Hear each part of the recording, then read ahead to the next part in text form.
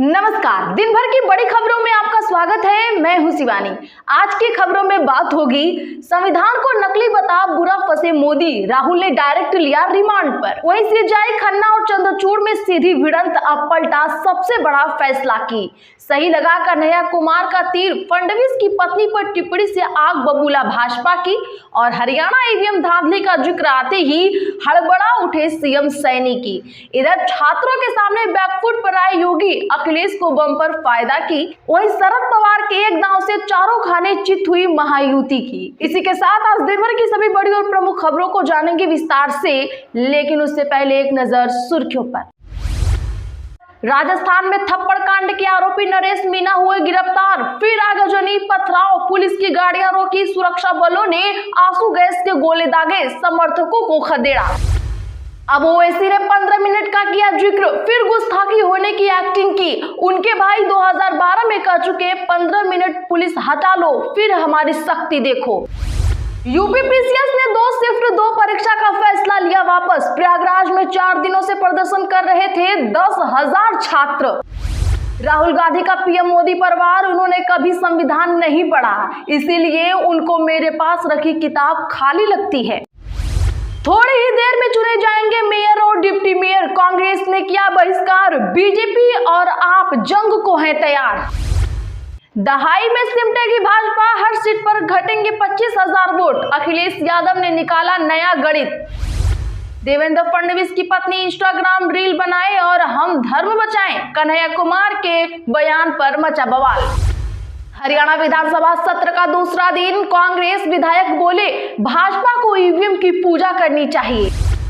अब खड़गे और नाना पटोले के सामान की हुई चेकिंग, शिंदे, अजीत, अठावले समेत कई नेताओं के सामान की हो चुकी है जांच। फडणवीस बोले इसमें गलत क्या। अब शरद पवार ने अजीत को नए दांव से चौंकाया, 3 सीटों पर 3 नेता तोड़, बढ़ाई टेंशन। विजयपुर में वोटिंग के बाद दलित बस्ती में आग लगाई, ट्रांसफार्मर, बिजली के पोल तोड़े, एसपी बोले कुछ नहीं हुआ, भूसे के ढेर में आग लगी थी। एक्शन में सीजेआई संजीव खन्ना, चंद्रचूड़ ने जिस प्रथा को बंद किया था उसे फिर से लागू किया, 16 जजों को मिली जगह।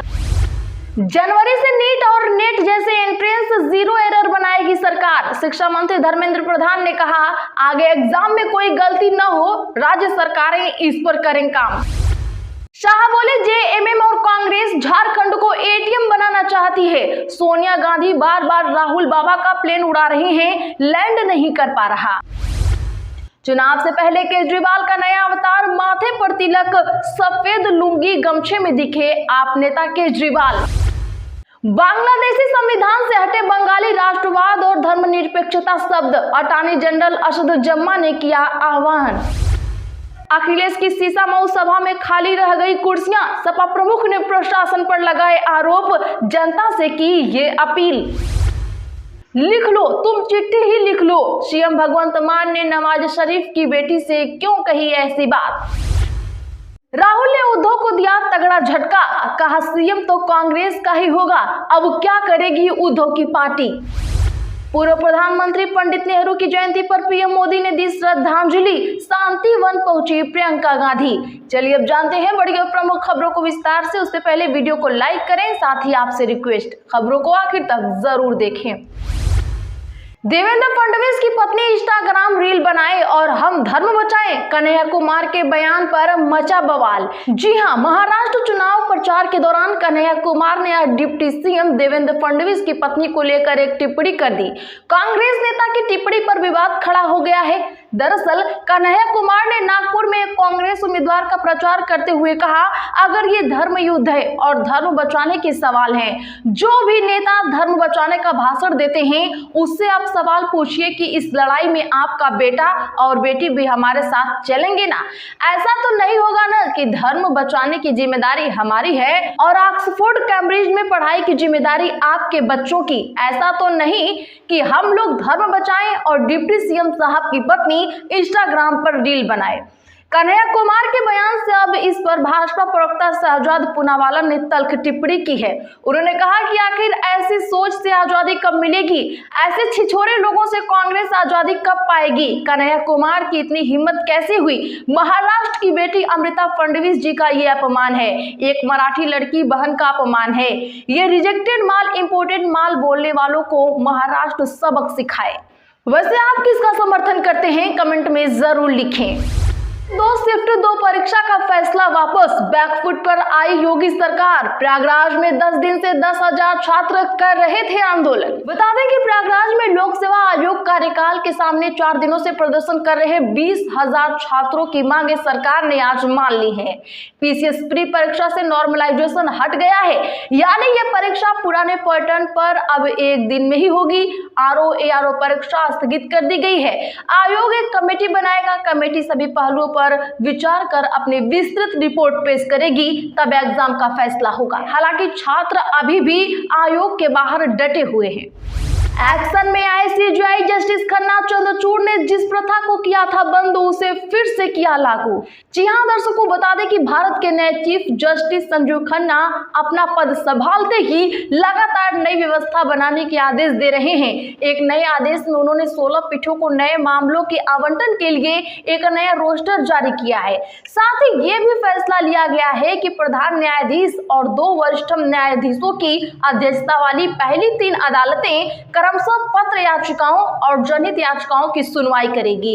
प्रधान न्यायाधीश के आदेश के तहत नए मामलों के आवंटन के लिए रोस्टर को सर्वोच्च न्यायालय की रजिस्ट्री ने अधिसूचित किया और यह 11 नवंबर से प्रभावी हो गया है। सिर्फ यही नहीं, इससे पहले भी इन्होंने सीजीआई चंद्रचूड़ के मौखिक वाद दायर करने के फैसले को भी बदल दिया था। आगे इनसे आपको क्या उम्मीद है, कमेंट में जरूर बताएं।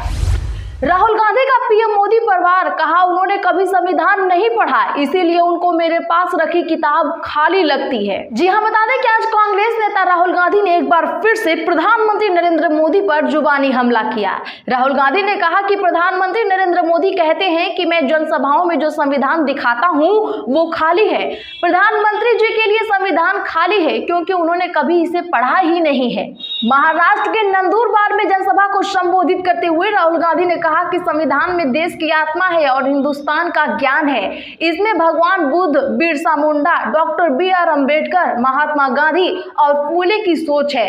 राहुल गांधी बोले कि भाजपा को मेरे रैलियों में इस लाल किताब को दिखाने पर आपत्ति है, मगर हमें इसके लाल रंग से कोई फर्क नहीं पड़ता। जो कि इसके अंदर लिखा है, हम उसकी रक्षा के लिए जान देने को भी तैयार हैं।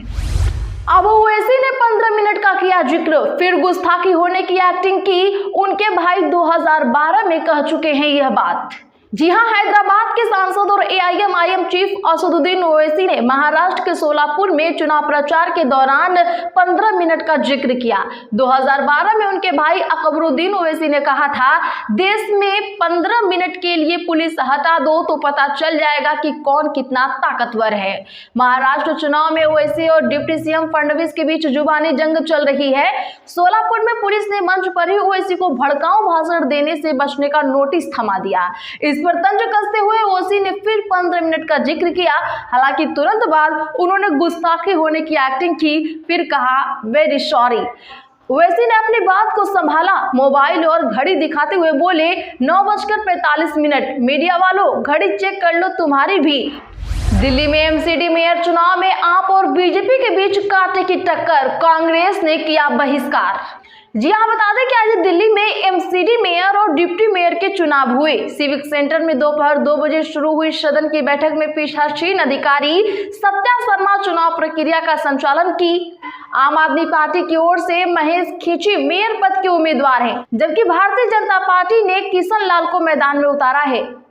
मेयर पद के लिए 250 सदस्यों वाली MCD के अब केवल 249 सदस्य हैं। वर्तमान में आपके पास 127 पार्षद हैं, जबकि बीजेपी के पास 114 और कांग्रेस के 8 पार्षद चुनाव से दूरी बना रहे हैं।